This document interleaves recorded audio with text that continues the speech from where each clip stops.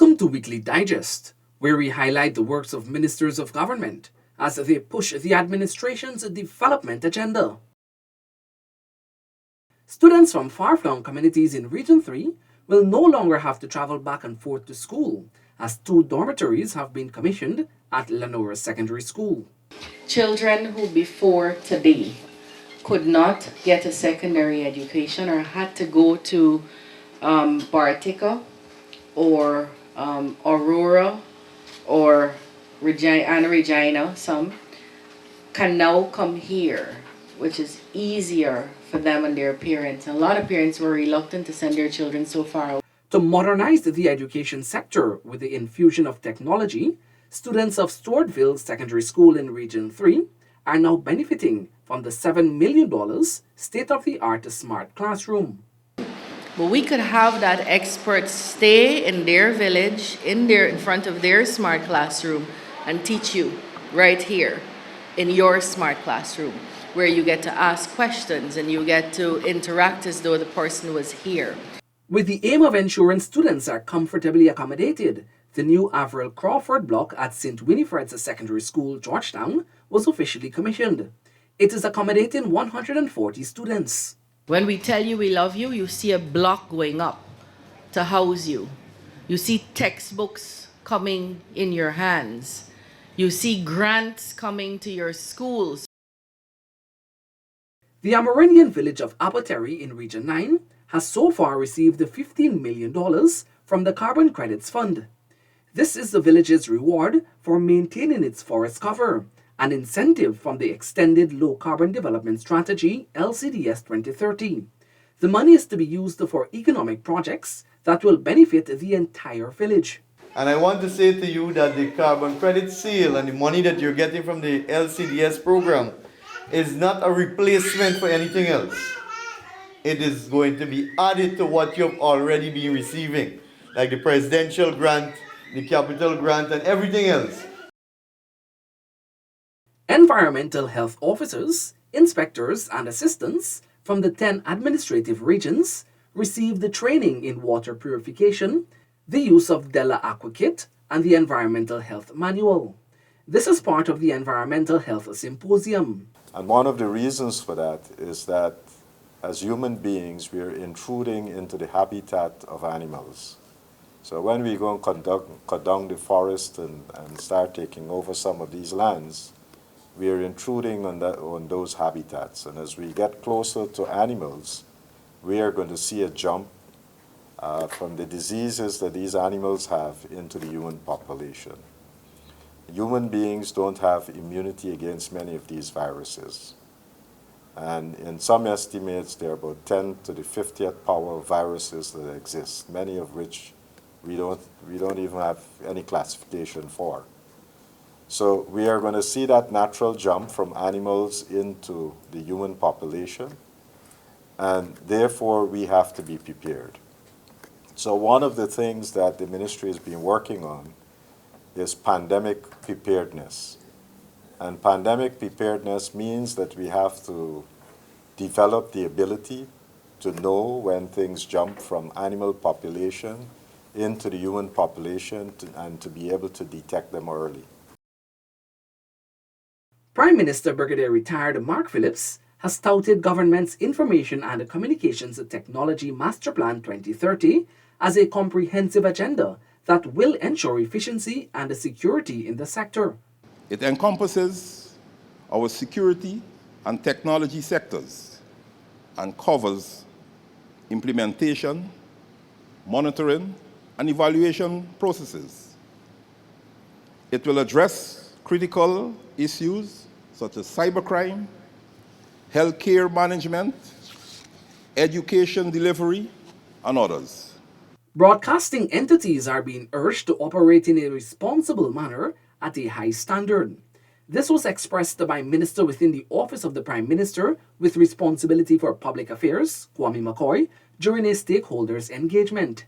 Minister McCoy reminded broadcasters of their responsibility to the nation while delivering the service they provide. We have to be very mindful that the space we operate in as broadcasters belong to the people of Guyana, and there comes a very serious responsibility by making sure whatever we produce and whatever content is on our respective channels, that we have to make sure that they're designed and that they are delivered in ways that do not affect or offend our citizenry and do not lead to misinformation and disinformation, that do not lead to creating situations of pushing people to violence.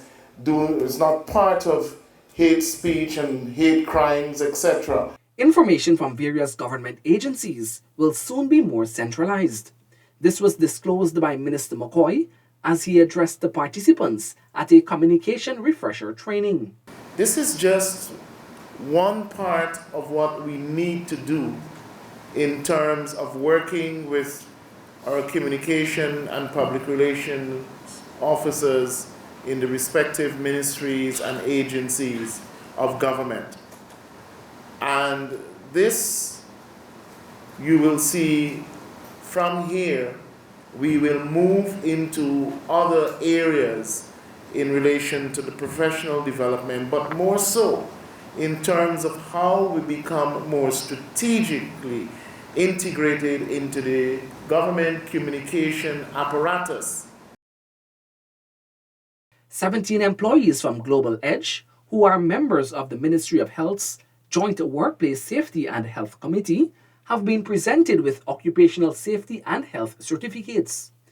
The certificates came after the participants completed a 3-day joint workplace safety and a national insurance scheme training. The issue about safety and health in Guyana is not a employer-employee problem. It's not a worker and their employer. It's a national problem.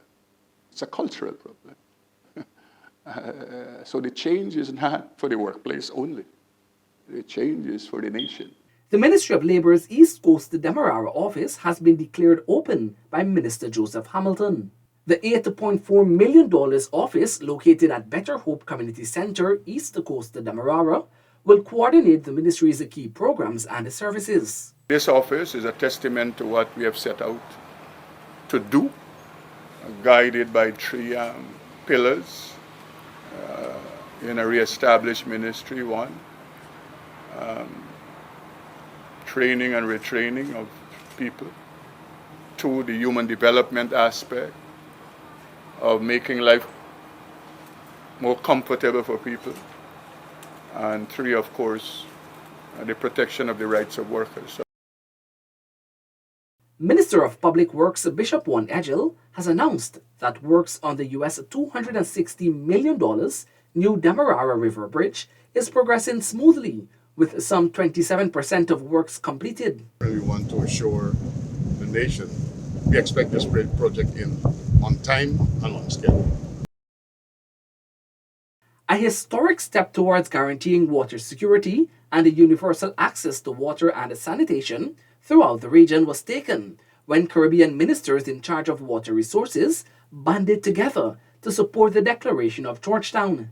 So here is an opportunity that they have committed, that there is an opportunity for governments across the Caribbean or even entities across the Caribbean to access funding from both or either agencies to address this issue. The 32nd Annual Caribbean Water and Wastewater Association Conference kicked off at the Marriott Hotel, Georgetown. Prime Minister Brigadier Retired Mark Phillips highlighted the event's vital role in bolstering climate resilience and ensuring water security in the Caribbean. The economic reality that we often overlook is that water, despite its seeming abundance, is a precious and costly commodity. Recognizing the true value of water is pivotal to understanding the importance of its conservation, not only for economic purposes, but also for the well-being of our communities, ecosystems, and the sustainable future of our planet.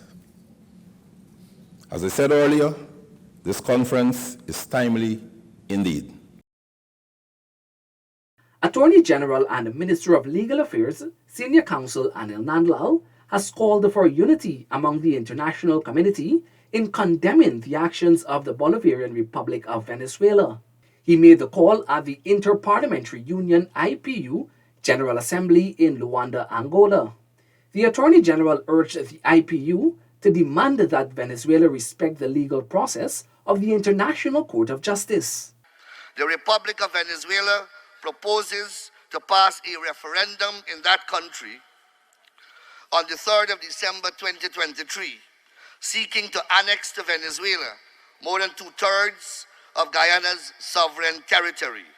This reckless and unlawful move is intended to further Venezuela's baseless claim to Guyana's territory, a dispute long settled by arbitration in 1899.